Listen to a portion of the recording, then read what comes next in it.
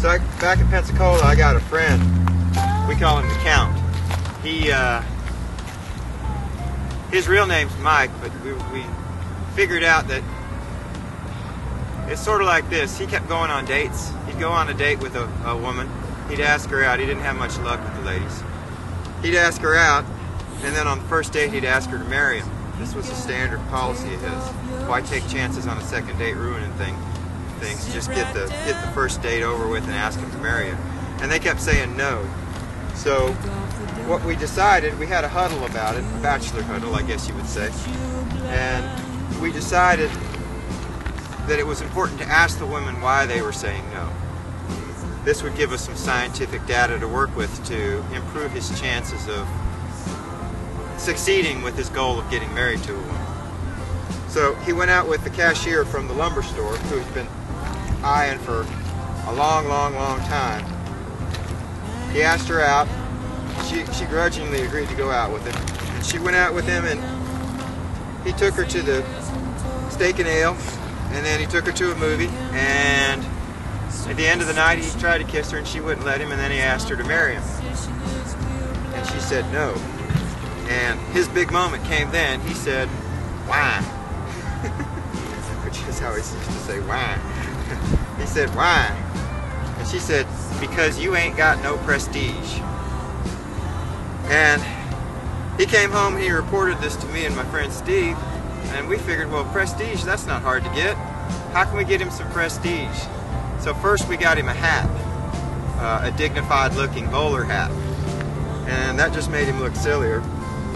So we realized that we needed something more, so we came up with an elegant sobriquet. Is that how you say it, sobriquet? For him. We decided we would start calling him the Count. So from then on, we called him every chance in a social occasion, we called him the Count. And sure enough, soon enough, people started paying attention to him in ways that never been paid attention to him before. Well, the Count, and by the way, in my town, everybody had a nickname, so that was the Count's nickname. He never had one before that, and that was his problem. He was socially out of context because he didn't have a nickname. So the Count one day decided that he wanted to go spearfishing, and he called a couple of people and couldn't find anybody, and finally he called boogerweed.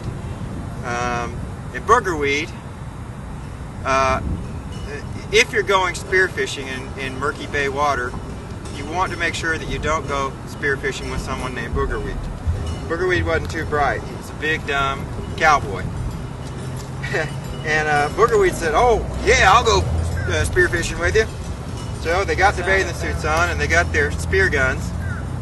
And they started the same bridge that I was telling you about where the car flipped over.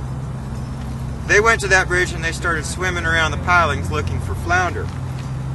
They were about 5 minutes into it in the murky bay water. It had been raining, so the water was murky. They were 5 minutes in when the Count came around a big concrete piling one way and Boogerweed came around the other way. Boogerweed was skittish, and when he saw the white figure in front of him, he shot the spear gun at it. And it hit the Count right in the neck. Which is a terrible, terrible thing.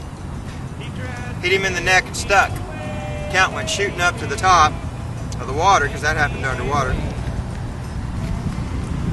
He went shooting up to the top of the water and pulled the spear out.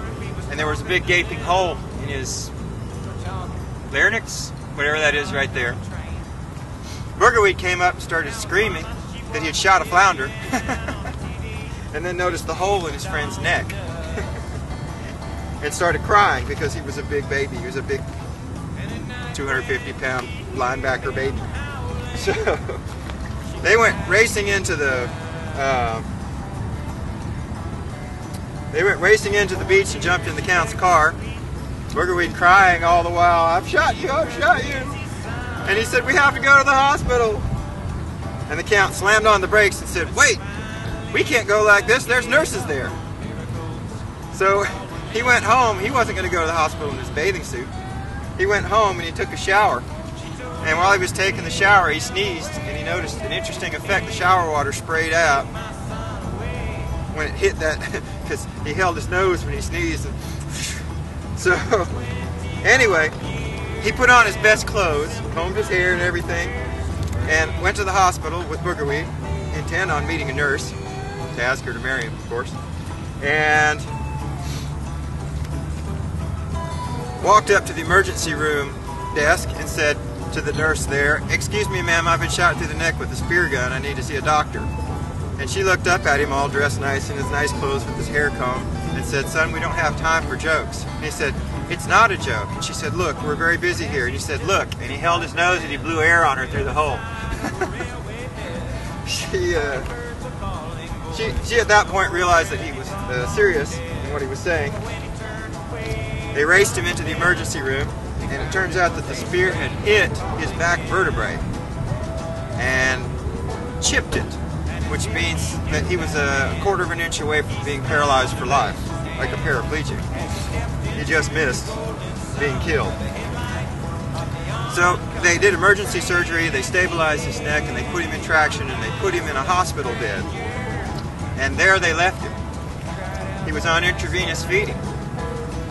They forgot about him. They just forgot he was in there. And he was in there for 2.5 weeks on intravenous feeding, laying in that bed.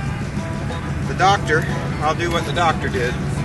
He was walking by one day with his chart, and he looked in the room and came rushing in the room and said, "Why are you still here?" And he said, "Well, you told me I needed to not move, so I'm here." And he said, "Oh my gosh, you should have been released 15 days ago or 10 days ago, 2 days after you were in here. This is really terrible. I'm terribly sorry." Doctors thinking malpractice. And he said, "Look, we'll get you out of here within the hour. How do you feel about that?" And Count looked at his watch and he said, "Well, it's about 2 hours until my next sponge bath. Can you wait till after that?" That was probably the best 2 weeks of his life. Every day he got a sponge bath from a beautiful nurse. The Count ended up getting married, and being a productive member of society, much like Jimmy Tuck.